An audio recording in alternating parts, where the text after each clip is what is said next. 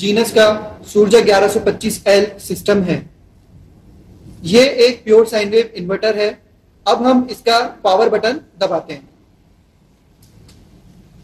Power button दबाने पे हमने देखा कि इसकी बैकअप की जो एलईडी है वो ग्लो कर रही है, और हम सीआरओ के माध्यम से देखेंगे कि इसकी आउटपुट वेवफॉर्म कैसी है। आउटपुट वेवफॉर्म को देखने पे हम क्लियरली बोल सकते हैं कि ये एक प्योर साइन वेव इन्वर्टर है। अब हम इस सिस्टम पे मेंस अप्लाई करेंगे। मेंस अप्लाई करने पे हमें एलईडी इंडिकेशन के माध्यम से पता लगेगा कि हमारे सिस्टम पे मेंस आ चुकी है। इसकी जो पहली एलईडी है उसके द्वारा हमें पता लग रहा है कि इस सिस्टम पे अब मेंस आ चुकी है। अब हम सीआरओ के माध्यम से वापस वेवफॉर्म देखेंगे कि मेंस के टाइम पे कैसी वेवफॉर्म है।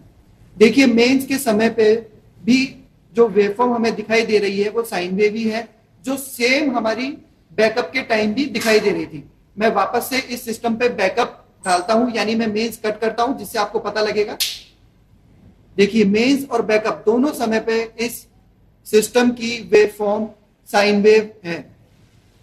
सूर्जा एल सिस्टम में कितने पैनल हमें लगाने हैं, इसकी जानकारी के लिए हमने इसके टॉप कवर पे एक स्टिकर लगा रखा है, जिसके माध्यम से हम जान सकते हैं कि मैक्सिमम 150 वाट का पैनल ही सूर्जा एल के सिस्टम के साथ हमें लगाना चाहिए।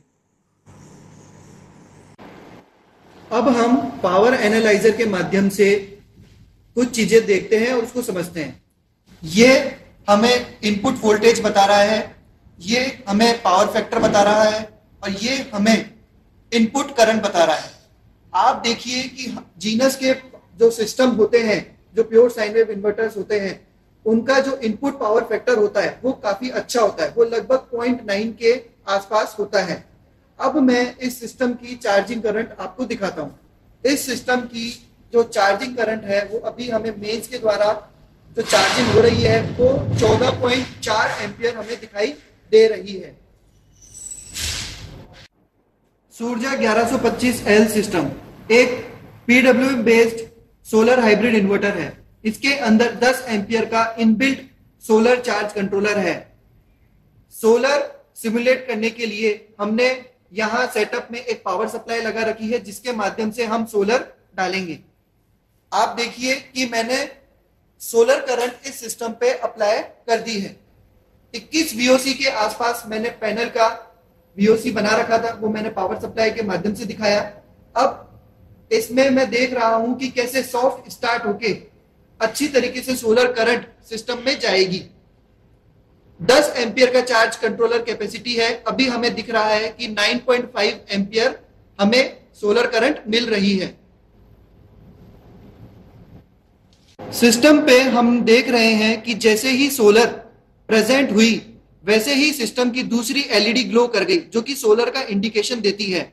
अब हम चार्जिंग करंट देखते हैं क्लैम्प मीटर के द्वारा। जब मेंस और सोलर दोनों प्रेजेंट होगी उस टाइम चार्जिंग करंट ऐड होगा। ये देखिए, जो पहले हमें 14-15 एम्पियर मेंस से मिल रहा था और लगभग 9.5 एम्पियर हमें सोलर से मिल रहा था, तो ये 25-26 एम्पियर के आसपास हमको चार्जिंग करंट दिखाई दे रहा है। अब हम इस सिस्टम का फुल लोड जानते हैं। फुल लोड जानने के लिए मैं मेंस को बंद कर रहा हूं और बल्ब धीरे धीरे करके जलाता हूं।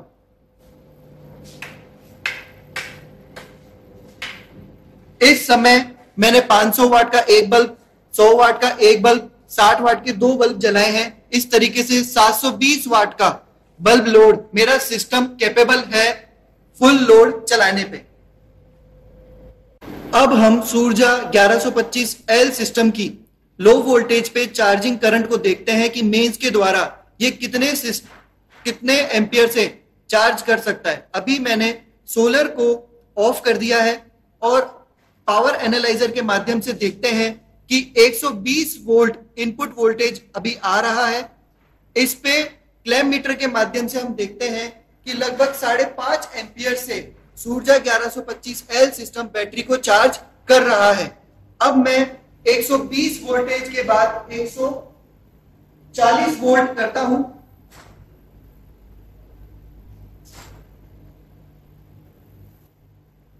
140 वोल्ट पे चार्जिंग करंट क्लैम्प मीटर के माध्यम से देखने पे पता लगता है कि लगभग 12 एम्पियर की चार्जिंग करंट आ रही है, यानी लो वोल्टेज पे भी सूर्जा 1125L सिस्टम बैटरी को चार्ज करने के लिए कैपेबल है।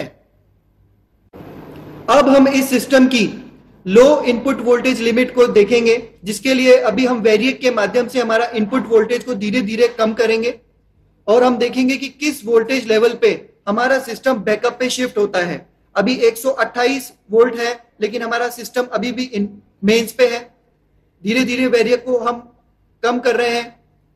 अभी 116 वोल्ट हो चुका है, 113, 110 वोल्ट, अभी भी सिस्टम हमारा चार्जिंग पे है। 106 वोल्ट तक हमारा सिस्टम चार्जिंग पे है, 103 वोल्ट। अब देखिए 102 वोल्ट पे जाके हमारे सिस्टम ने कट लिया है, वो बैकअप पे शिफ्ट हुआ है, यानी 100 वोल्ट के आसपास इस सिस्टम की लो इनपुट वोल्टेज लिमिट है। इसी तरीके से हम इस सिस्टम की हाई वोल्टेज लिमिट को भी चेक करेंगे। वेरिएक के माध्यम से हम हमारे इनपुट वोल्टेज को बढ़ा रहे हैं। अभी 270 वोल्ट है और अभी भी हमारा सिस्टम चार्जिंग कर रहा है मेंस पे। अभी है सिस्टम हमारा 280 वोल्ट हो चुका है, अभी भी हमारा सिस्टम मेंस पे ही है। इसको हम धीरे धीरे वापस से बढ़ाते हैं, देखते हैं किस वोल्टेज लिमिट पे जाके हमारा सिस्टम कट लेता है। देखिए 290 वोल्ट पे हमारा सिस्टम बैकअप पे शिफ्ट हो गया है, तो इसकी हाई लिमिट भी 290 वोल्ट के आसपास है। इस प्रकार हमने जीनस के सूर्जा 1125L सिस्टम की जो कैपेबिलिटीज हैं और जो काफी अच्छी चीजें हैं वो हमने आपको इस वीडियो के माध्यम से दिखाया।